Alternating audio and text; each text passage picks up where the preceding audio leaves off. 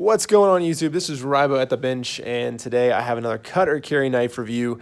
Today looking at the Real Steel Metamorph. Now this is an exclusive version from Indiana Knives that is sold out. You can't get it, and typically I don't tend to review exclusives and sprint runs and that kind of thing.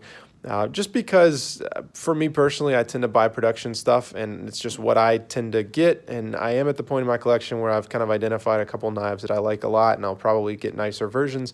But in general, I'm more in the budget category. I more tend to just buy stuff kind of stock. And so because of that, I just happen to kind of review things as they come. Not exclusives, but just kind of what you can get readily available. However, this was loaned in by my buddy Connor, and I really appreciate it because I have been wanting to purchase a Metamorph for quite a while. I've heard a lot of things about it. I think it's a cool looking knife, and I kind of wanted to see what the hype was. But I've been kind of hovering on the purchase button because of a couple things I've heard about the Metamorph. So he was kind enough to lend this guy in and let me take a look at it, and I'm very glad I did. Let's go over the knife real quick, and then we'll get into it. So this is a front flipper, which is the first front flipper that I've ever handled and that I've ever gotten a chance to play around with. So that's pretty cool. And so the way that works, if you've never seen one of these, it's just like a flipper like you would do this way, except it's the reverse. So there are two ways to do this. There's probably more, and I'll talk more about this in a little bit, but the most popular way is you kind of flick it, and it's hard to do on camera.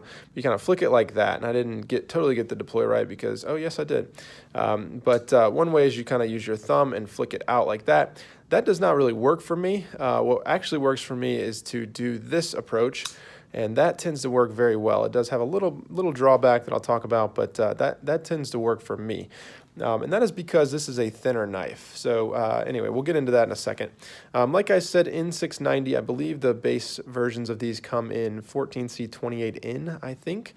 You have this very nice blade, very slicey looking blade. G10 on this version. The base models come in aluminum. I should also mention I think there's an M390 version of this available as well. This is a liner lock, kind of one of these nested liners or integrated liners, whatever you want to call those.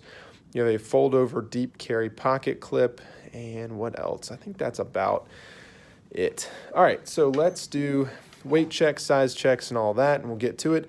This is a large knife, but it is very, very lightweight. So looking at 2.4 ounces, so very lightweight. For that 2.4 ounces, you're getting almost 3.5 inches of sharpened blade length, which is really cool. In the pocket is a very long knife at 4.6 inches. However, it is only 0.44 inches, so less than half an inch thick. And at its widest point on the handle, you're looking at 0.78 inches. Widest point on the blade, 0.68. So, you're looking at a very, very thin knife. Very, very similar to the Benchmade 940. This carries very, very well in the pocket, especially with that deep carry clip, that real small profile, and very, very thin knife. And so this carries like a dream for being such a big knife. All right, so let's do some size checks real quick. Let's see. Benchmade bug out, so you can see it is a good bit thinner. Let's do the Spidey Chef, just because. And actually, I'm going to throw another knife that may seem odd on the table, but I actually think that they have a decent bit in common. I've been debating a head-to-head, but I'm not sure if I'm going to do it. That is the Rake P108, I believe. I always mess up if it's the 108 or 801, but I think it's the 108. Anyway, very similar in a couple ways, but not worth talking about now. All right, so the Metamorph, things that I like. So there's a lot to like, and I'll talk about kind of what I like about this particular model as opposed to the other one, although I haven't tried another one. But first up, I love the G10. This is perfect G10 in my opinion. It is just the right amount of aggressiveness without being annoying. It has some nice, shaping on here that kind of fits with the profile and general aesthetic of the knife, which I think is very, very nice.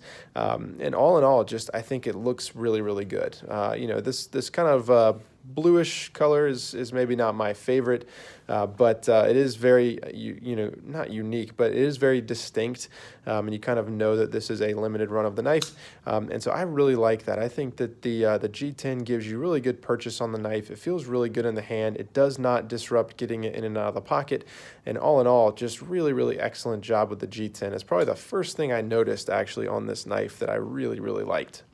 Next up, the fold-over deep carry pocket clip is excellent. I think that is really, really good. Yes, the screws are not flush down here, but I haven't had really any problems with that. It seems to slide in and out pretty well, and I really, really love fold-over pocket clips, and especially deep carry.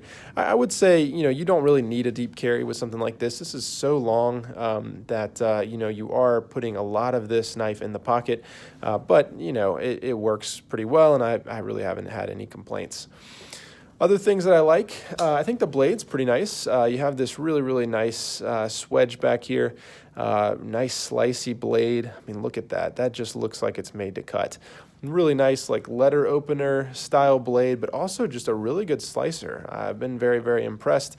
I think that it slices very well. I think it's a useful blade shape, not for maybe everyday carry, and it is a little bit more of a, I'd call it a finesse knife and an action knife, but that is really, really nice. I do really, really like the blade on this guy. And honestly, Real Steel, if I have it with me, they do blades very, very well. They at least, from what I've seen, know how to make a knife that can cut very well, and so I really like that. The liner lock, I think, is really good. You have a good amount of jimping. Whoa, back up a little bit.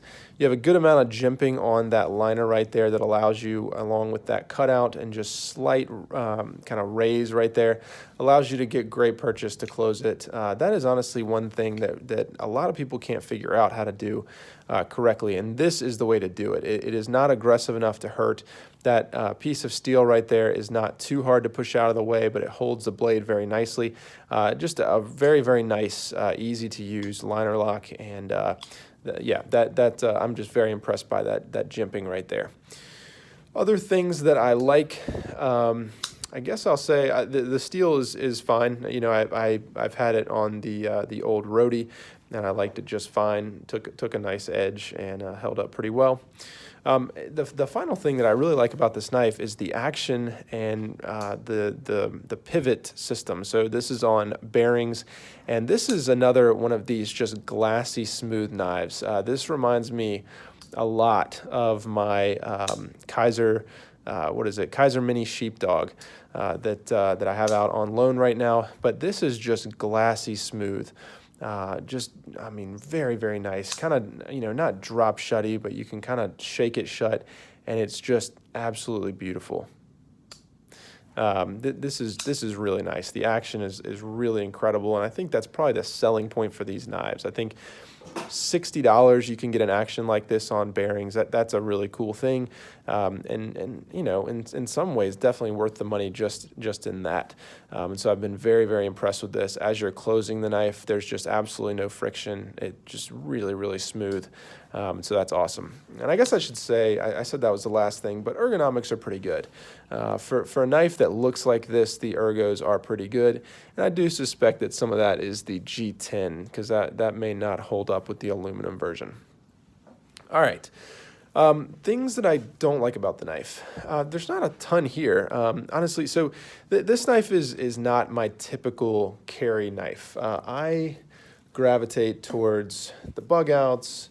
I like the Spidey Chef. I love, your Delicas and Para 3s and PM2s. And, I like a little bit harder use knives. I like more substance typically. This has just never really been my type of knife to carry.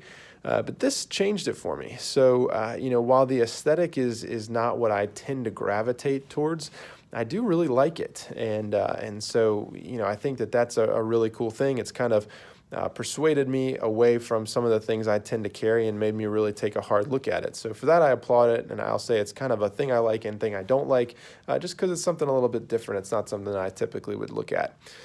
Things that I don't like though, there's not a lot on this knife in particular. I'll say really the flipping action is the main thing. And the flipping action to me is just really hard to figure out. So I've never really done the front flipper thing, but every time every time I've seen reviews and seen guys use it, they always use one of these moves to get the flipper done. And while I can do that, I can't do it very reliably. Now, I suspect that a lot of that has to do with the fact that I think, somewhat large hands, and I've talked about that in other videos, that some knives just don't really work for me.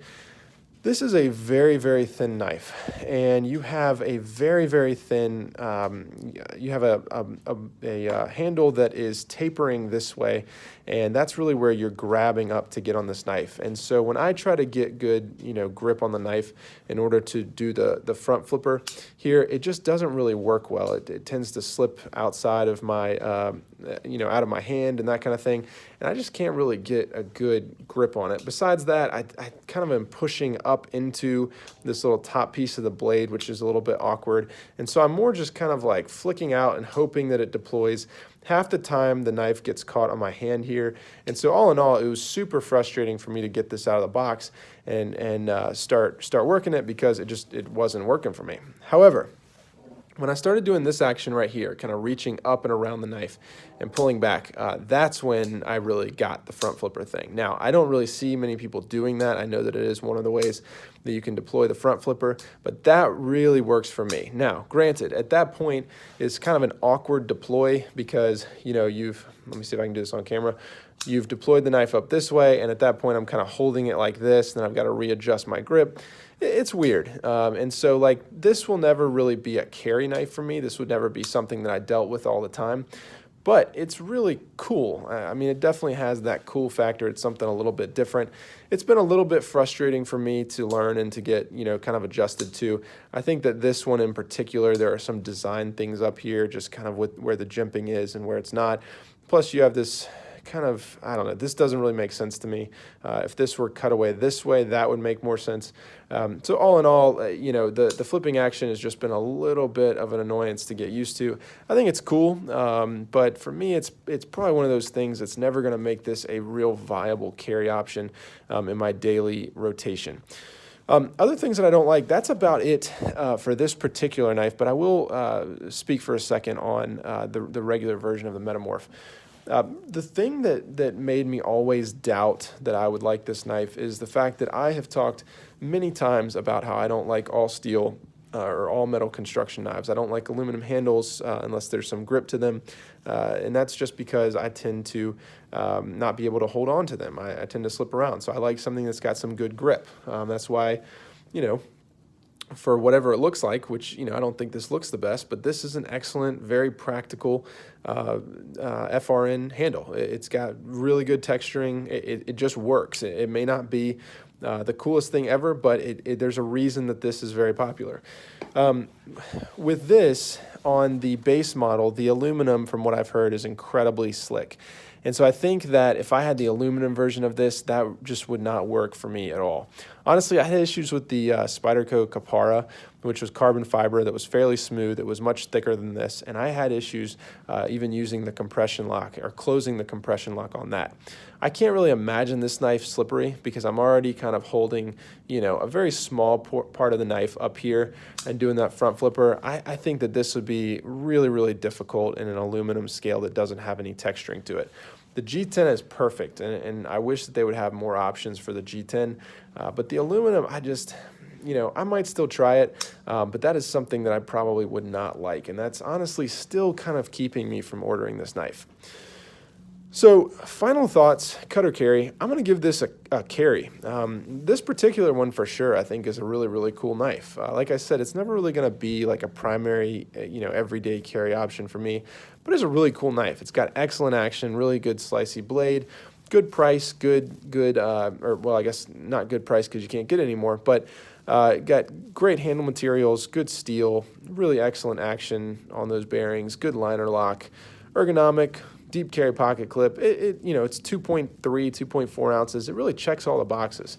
However, am I going to buy one of these? I'm still undecided. The aluminum version looks really cool to me. In fact, I think it looks better than this version.